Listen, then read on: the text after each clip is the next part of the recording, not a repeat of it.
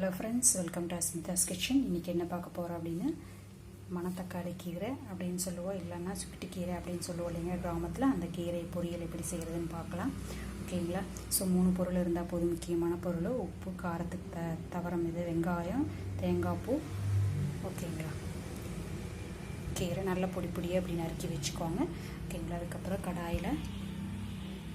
அடுப்பில் கடாயை வச்சுட்டு கேஸை ஆன் பண்ணிவிட்டு கொஞ்சம் தேங்காய் எண்ணெய் அதிகமாக ஊற்றிக்கோங்க. மரச்செக்கில் ஆட்டின தேங்காய் எண்ணெயாக தான் நல்லது உடம்புக்கு. ஓகேங்களா? ஸோ எப்பவும் போல் கடுகு தாளித்து கொட்டிக்கலாம். ஸோ நான் கடுகு போடுறேன். வெந்ததுக்கப்புறம் கடலைப்பருப்பு போடுறேன். உளுந்து பருப்பு இருந்தாலும் உளுந்து பருப்பு போட்டுக்கலாம்.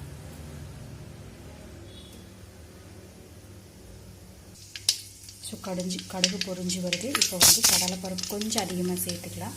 ஸோ அப்போ உங்களுக்கு பொரியல் சாப்பிடும்போது அந்த பருப்பு கடிவிடும்போது ரொம்ப ஸ்வீட்டாக நல்லாயிருக்கும். ஓகேங்களா? இப்போ பெரிய வெங்காயம் அரைஞ்சி வச்சுருக்கீங்களா?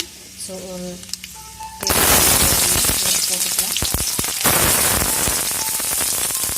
ஸோ வெங்காயம் ஆஃப் பாயில் ஆன உடனே உங்களுக்கு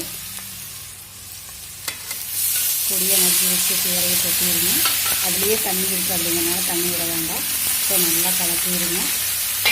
இது ஹாஃப் ஆனதுக்கப்புறம் உப்பு காரம் போட்டுக்கலாம். போட்டு நல்லா கலக்கிட்டு மூடி வைங்க ஒரு 5 மினிட்ஸு. அதுக்கப்புறம் உப்பு மிளகாத்தூள் போட்டுக்கலாம். ஸோ பாருங்கள், இப்போ ஹாஃப் ஆயிடுச்சு. ஆனால் தண்ணி எவ்வளோ இருக்குதுன்னு பாருங்கள். தண்ணி நிறைய விட்டுருக்கு இல்லைங்களா? ஸோ கீரையிலேயே தண்ணி நிறைய விடும். ஸோ அந்த தண்ணி நல்லா சுண்ட வரைக்கும் நம்ம வெயிட் பண்ணுவோம். ஓகேங்களா?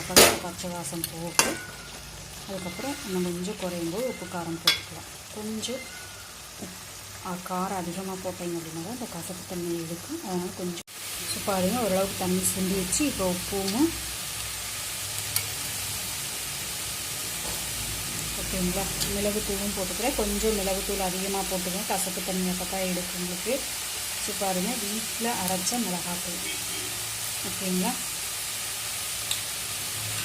கடையில் வாங்குறதில்லை, நீங்கள் ப்ரிசர்வேட்டிவ் பண்ணாமல் சுத்தம் பண்ணியே நீங்கள் வச்சுருப்பீங்க. அந்த மிளகாத்தூள் யூஸ் பண்ணுங்கள், அதுதான் உடம்புக்கு நல்லது.